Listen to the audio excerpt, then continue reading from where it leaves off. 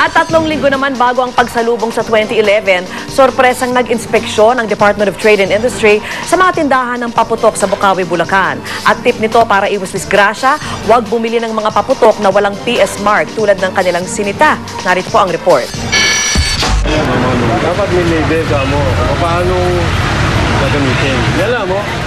Hindi lang basta nag-inspeksyon, may libreng lecture pa ang mga tauhan ng Department of Trade and Industry na mag-surprise inspection sa mga tindahan ng paputok sa Bukawi, Bulacan. At kasabay ng pang-uusisa, isa-isa na ng sinilip ang mga tinitinda paputok para hanapan ang PS mark. Ang selyo sticker nito kasi ang patunay na ligtas sa publiko ang isang produkto.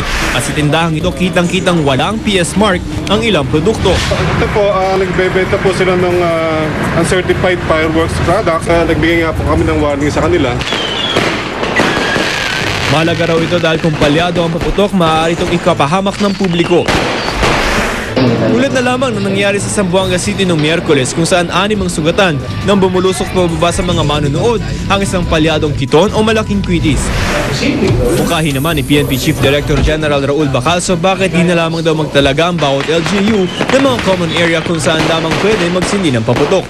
Nagbabala na rin siya sa mga pulis na huwag magpapaputok ng kanilang mga armas sa pagsalubong sa bagong taon. That's a dismissible offense, grave misconduct. Para sa si Joseph Morong nagulat. Sa mga empleyadong hindi pa nakukuha ang 13-month pay at Christmas bonus, may hanggang bisperas pa ngayon ng Pasko para matanggap ito ayon sa batas. Pero sakaling lumipas ang Pasko at wala pa rin, may hotline po ang DOLE na pwede niyong mapagsumbungan. Saksi si Tina Panganiban Perez. Sa dami ba naman ang kailangang regaluhan? Pati na ang mga kaliwat ka ng handaan, hirap maging merry ang Pasko kung walang bonus. Kaya naman tuwang-tuwa si Dennis Flor Cruz na empleyado ng LRTA. Sa December 15 na kasi matatanggap ng mga tulad niyang empleyado ng gobyerno ang 10,000 pisong Productivity Enhancement Incentive. Bukod pa yan sa nauna ng ibinigay na 13th month pay at cash gift. Makakatulong kasi yun sa mga lalot ngayon, present times. Medyo mataas ang bilihin. Ang ibang empleyado, sa gobyerno man o pribadong kumpanya, may inaasahan ding bonus ngayong buwan. Nasa batas na may hanggang bisperas ng Pasko ang mga kumpanya para ibigay ang 13th month pay ng kanilang mga empleyado.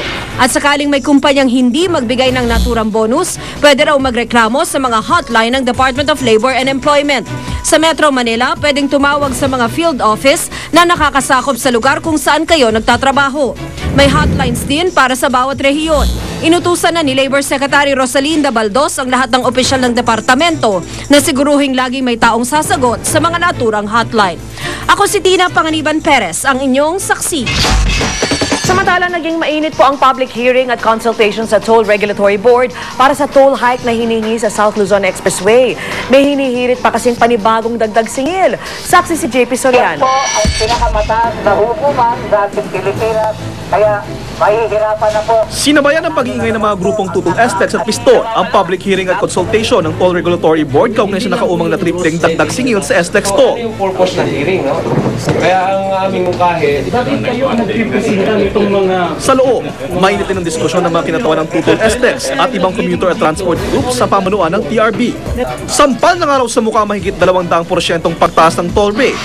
Humingi pa raw ng dagdag singil ang foreign investor na MTDS-LTC. Ayon sa TRB, sa bagong inihaing petisyon ng MTDS-LTC sa TRB, magiging 297% ang kabuuang itataas ng kanilang isisingil. Hindi raw kasi naisama sa unang computation na nagastos ng SLTC sa isa pang bahagi ng SLEX. Nung matanggal na po ang TRO, inaksyonan po ng TRB itong kanilang panibagong aplikasyon ng ating investor sa kadahilan ng may karagdagang gastos at karagdagang segment na sila'y natapos. Ito yung Toll Road 3 from Alabang to Calamba. Ibig sabihin, bukod pa sa inilabas na bagong toll rates ng TRB nitong Miyerkules, posibleng tumaas pa ang singil. Ang Class 1 vehicle halimbawa, posibleng magbabayad ng hanggang 90 pesos para sa toll mula Alabang hanggang Calamba.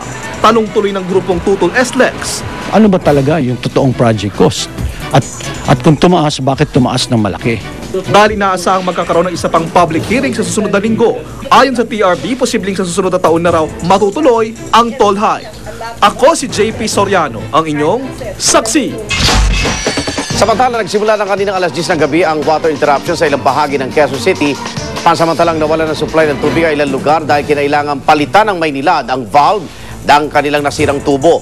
Kabilang sa mga lugar na apektado ang Barangay Holy Spirit, Batasan Hills, Barangay Commonwealth, Old Balara, North at Greater Fairview, Santa Lucia, Gulod, Sauyo, San Bartolome, Pagbag at Barangay Talipapa.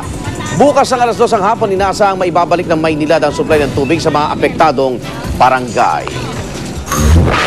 At sama-sama natin saksihan, mga miyembro ng Alpha Phi Omega tumakbo ng hubot-hubad sa UP Manila para sa taon ng Oblation Run. Maria Luisa Beltran ng Pilipinas itinanghal bilang kauna-unahang bride of the world. At alamin kung saan ang mura pero enjoyable na Christmas treat para sa buong pamilya. Balita ang hatid ng isang liga ng katotohanan. Sama-sama natin pagiging saksi. Ang Petron Blaze 100 Octane ay kaakibat ng saksi sa paghatid ng serbisyong totoo.